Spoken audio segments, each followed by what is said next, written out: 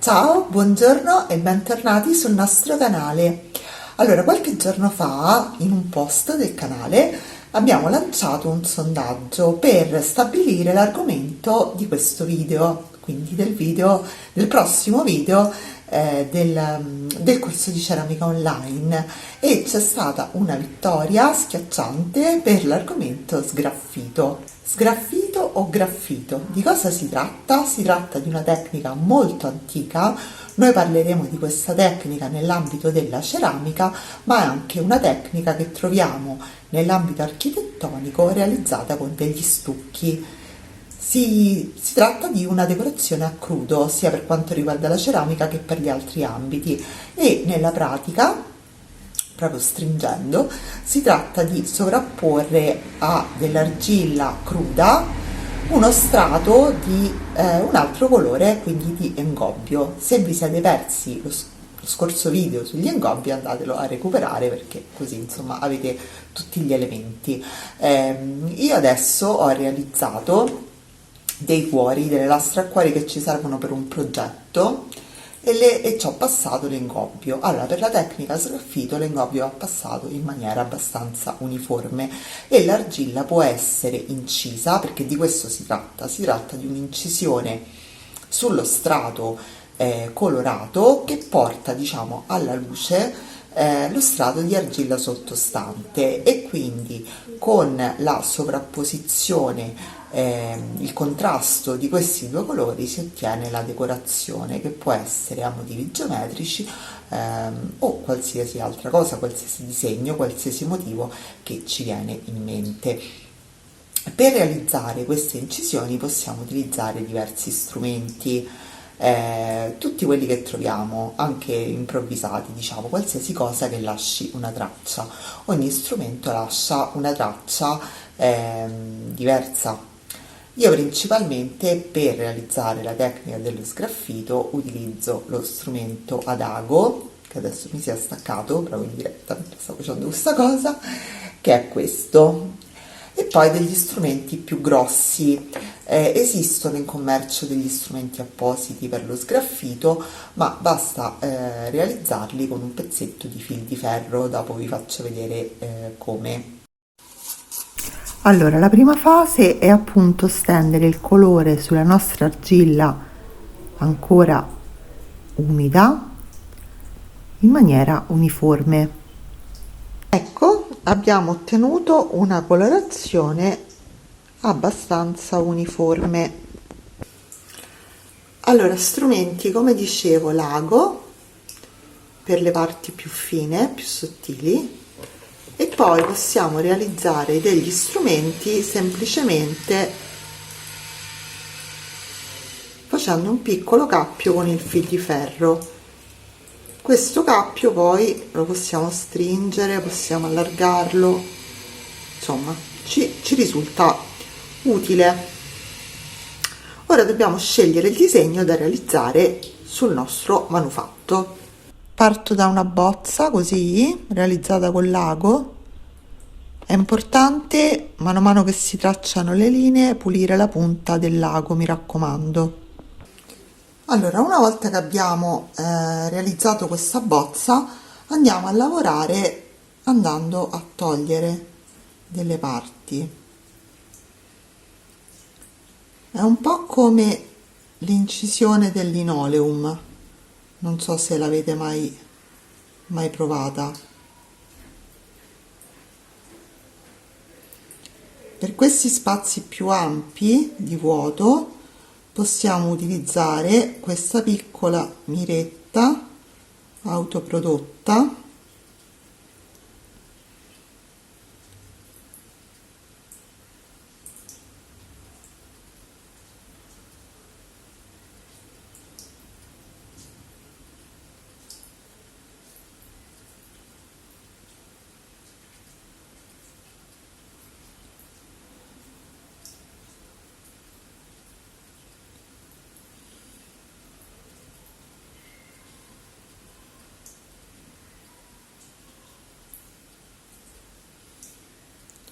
mentre per i dettagli più piccoli possiamo sempre utilizzare l'ago. in questo modo.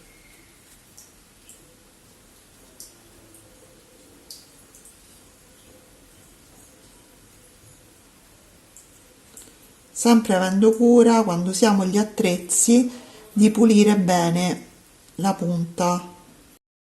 Allora, più l'argilla è asciutta, più riusciamo a creare degli strati sottili, cioè riusciamo a togliere uno strato più sottile d'argilla. Chiaramente all'inizio è difficile trovare la giusta consistenza, perché se la facciamo seccare troppo non riusciamo invece a graffiare la superficie in maniera uniforme. Quindi è sempre un po' una ricerca di equilibrio. Come avrete capito, c'è anche un video a riguardo. La lavorazione dell'argilla si basa tanto sulle consistenze, che è qualcosa, il discorso della consistenza, che senza essere presenti nella stessa stanza, cioè quindi facendo un corso online, non è così facile da spiegare. A volte non è così facile neanche in un corso in presenza, devo dire, perché poi ognuno ha anche una diversa sensibilità riguardo le consistenze. Cioè il senso del tatto, come tutti i sensi, ci sono alcune persone che lo hanno più sviluppato di altre, più sensibile, più allenato. Ma questo non vuol dire che gli altri non possano imparare. Noi qua siamo molto molto contrari al discorso dei talenti, delle cose innate, perché comunque frenano tanto le persone dall'imparare, cioè ci dicono: "Ah no, noi non siamo capaci, noi..." invece ecco, è un discorso di allenamento, non è un discorso vero di talento.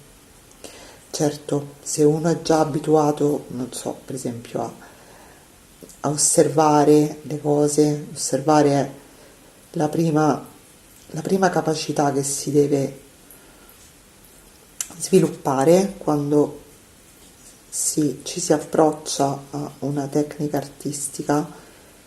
Prima di tutto il discorso manuale c'è il discorso di imparare a osservare, quindi intanto avere un punto di vista unico su ciò che ci circonda, e poi per esempio chi è un buon osservatore è anche facilitato su discorsi complessi come i discorsi delle proporzioni, che sono argomenti che se uno li va a studiare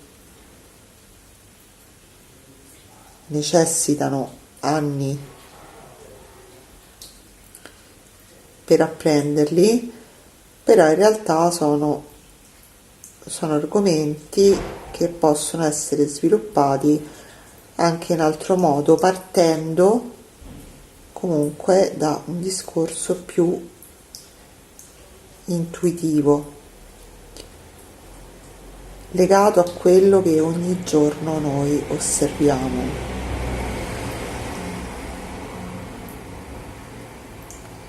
Quindi non c'è nulla di impossibile, di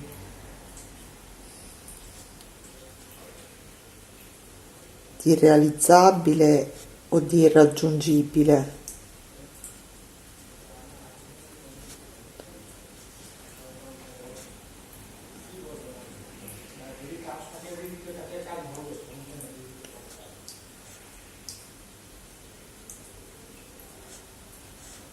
Questo adesso è un disegno abbastanza semplice.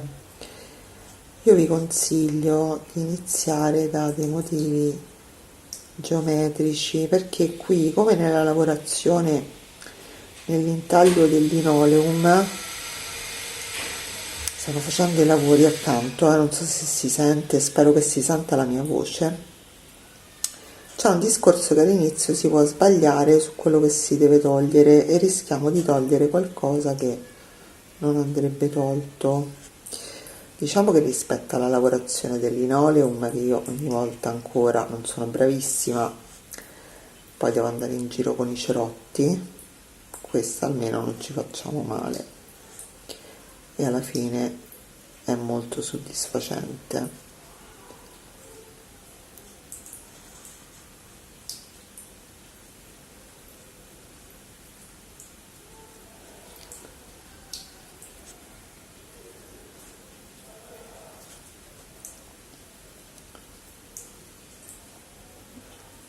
Siccome ho preparato altri cuori, in un prossimo video vi farò vedere qual è la differenza su un oggetto che è un pochino più asciutto. Questo è quello che ho fatto fino adesso, ho rimosso il contorno dei fiori, adesso proseguo. Ecco qui, e questo è il cuore finito. Abbiamo finito per oggi e come vi ho detto vi farò vedere in un altro video come si realizza lo sgraffito o graffito con una consistenza diversa dell'argilla sottostante, perché è leggermente diverso, sia diciamo come si lavora sia il risultato finale. Quindi spero che questo video comunque sia stato interessante, vi invito a iscrivervi al nostro canale, è un modo per mostrarci il vostro supporto, che a noi comunque fa piacere, come a tutti immagino, e quindi niente, vi rimando al prossimo video e come al solito se avete dubbi, domande eccetera eccetera potete scrivere nei commenti perché rispondiamo a tutti e niente, a presto!